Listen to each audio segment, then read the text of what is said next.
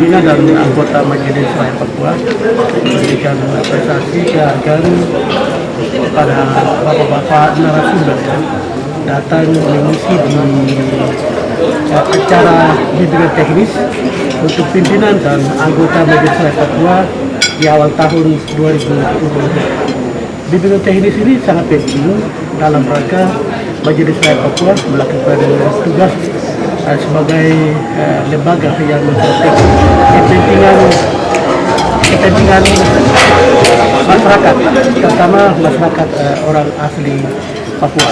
Di mana hari ini situasi yang kami hadapi, khususnya orang asli Papua di 5 wilayah adat ini, setelah pelaksanaan otonomi khusus selama 20 tahun, kemudian ada perubahan undang-undang baru, yaitu atas Undang-Undang 21 tahun 2001, undang-undang yang mana sudah ada peraturan pemerintah terkait dengan Undang-Undang Nomor 2 tahun 2021 tanggal kedua. Nah, ini merasa penting kita sampaikan sosialisasi kepada rakyat kita di seluruh Papua, Provinsi Papua dan Papua Barat. Perubahan-perubahan awalnya itu hanya 2 pasal yang akan melakukan perubahan, tetapi kemudian di dalam proses pembahasan di pemerintah maupun di DPR RI itu perubahan terjadi 19 pasal. Dan ini menurut rakyat Papua melalui Majelis Rakyat Papua bahwa ini adalah salah satu pembohongan, kemudian pembiaran aspirasi yang ingin disampaikan oleh rakyat Papua melalui Majelis Rakyat Papua sesuai dengan pasal 77 Undang-Undang 21 tahun 2001. Tapi kemudian perubahan itu sepihak yang terjadi. Sehingganya melalui BIMTEK hari ini kami dikuatkan berbagai materi oleh ahli kita, di mana hari ini berkesempatan untuk hadir untuk menyampaikan materi-materi dalam penguatan terhadap MRP, supaya kami akan turun melalui kunjungan Pogja maupun kunjungan lembaga rapat gabungan Pogja untuk menyampaikan sosialisasi untung rugi daripada perubahan undang-undang kedua ini. Ini sangat penting bagi rakyat, sehingga MRP melaksanakan prinsip di awal tahun.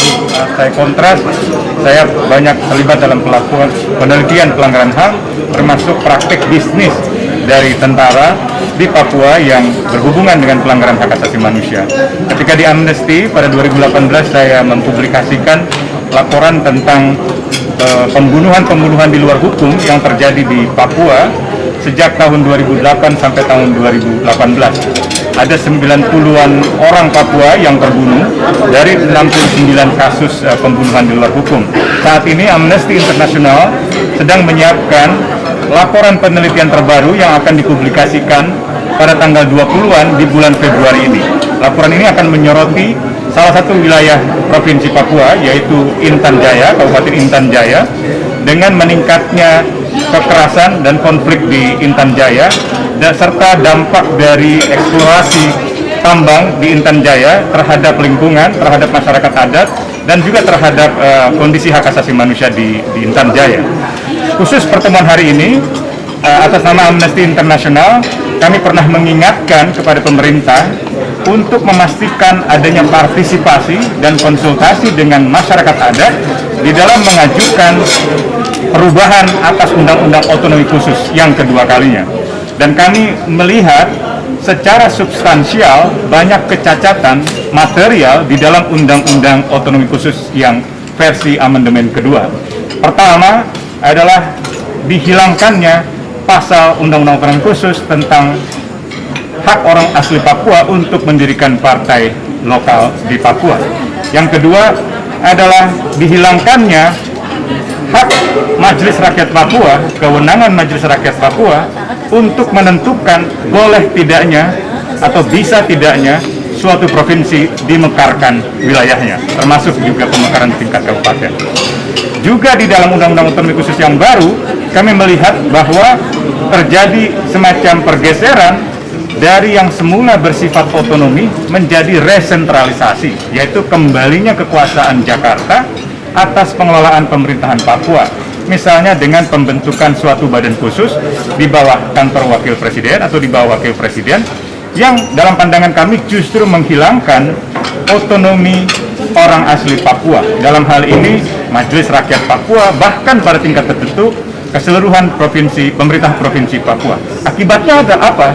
Akibatnya adalah dengan melemahnya kewenangan Majelis Rakyat Papua, maka perlindungan terhadap hak-hak tradisional orang asli Papua akan juga melemah.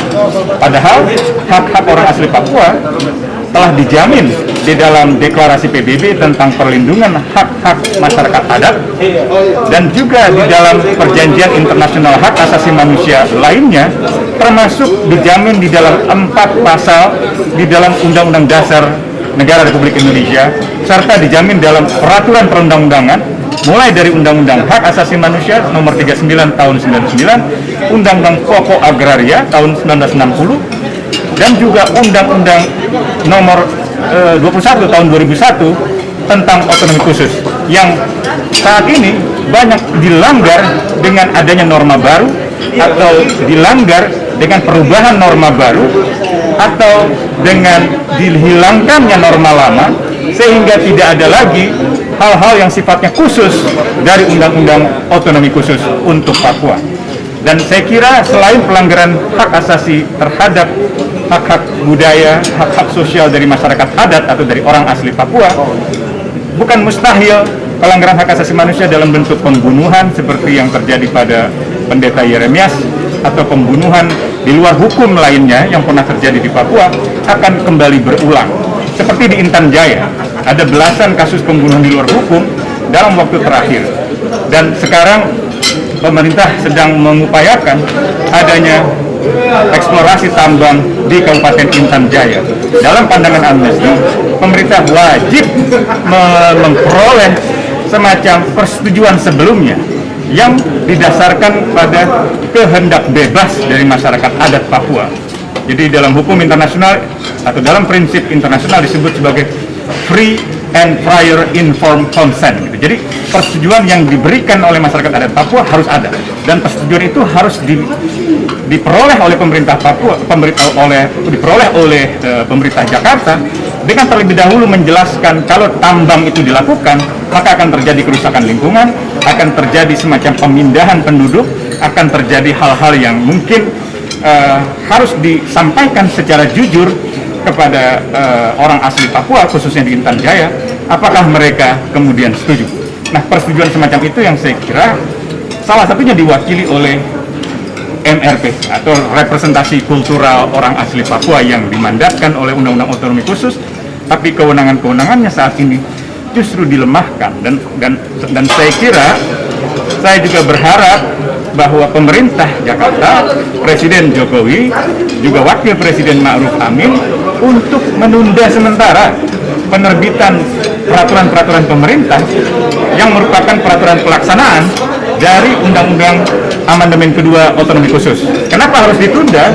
Karena undang-undang ini tengah diperiksa, tengah disidangkan oleh Mahkamah Konstitusi, dan Mahkamah Konstitusi belum mengambil keputusan.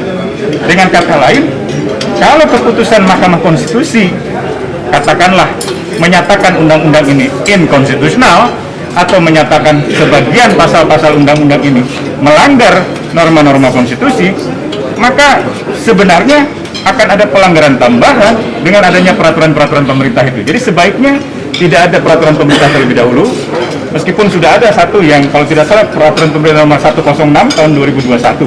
Nah, kita berharap pemerintah Jakarta tidak buru-buru, tidak tergesa-gesa di dalam melaksanakan hasil amandemen kedua dari Undang-Undang Otonomi Khusus sebelum adanya keputusan Mahkamah Konstitusi yang saat ini sedang menyidangkan permohonan dari Majelis Rakyat Papua yang keberatan terhadap sejumlah pasal di dalam undang-undang yang baru, yang sebenarnya secara formil banyak mengandung pelanggaran. Undang-undang itu dijanjikan hanya akan diubah sebanyak 2 atau 3 pasal. Itu tertuang dalam surat Presiden tanggal 4 Desember tahun 2020. Tapi ternyata 6 bulan kemudian diubah sebanyak 19 pasal. Itu secara formil peraturan perundang-undangan tidak diperbolehkan. Artinya melanggar syarat-syarat formil dari sebuah pembuatan undang-undang. Yang kedua, waktunya terburu-buru, yaitu 6 bulan dari Desember sampai dengan Juni. Lalu Julinya disahkan.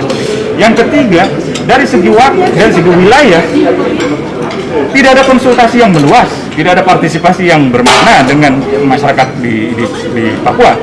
Khususnya, misalnya kalau wilayah MRP ada 5 wilayah adat, ada 28 kabupaten kota yang harusnya dikonsultasikan. MRP sedang berusaha ketika itu melakukan proses konsultasi dan partisipasi, tetapi justru misalnya jajaran kepolisian menerbitkan maklumat, atau misalnya sejumlah bupati melarang, atau ada semacam penangkapan dan proses penggunaan kekuatan hukum yang berlebihan, di mana anggota MRP ketika melakukan rapat-rapat dengar pendapat justru diborgol atau ditangkap. Salah satunya adalah Bung Wensi yang ada di belakang, yang tadi menjadi moderator, yang fotonya saya pajang dalam satu presentasi tadi, yang diborgol. Padahal tidak melakukan tindakan kriminal apapun. Gitu. Jadi saya kira ini persoalan yang serius, dan saya berharap rapat-rapat yang sekarang mulai secara intensif digelar oleh Wakil Presiden mempertimbangkan proses persidangan yang sedang berlangsung di Mahkamah Konstitusi dan menunda sementara terbitnya keputusan-keputusan baru atau tindakan-tindakan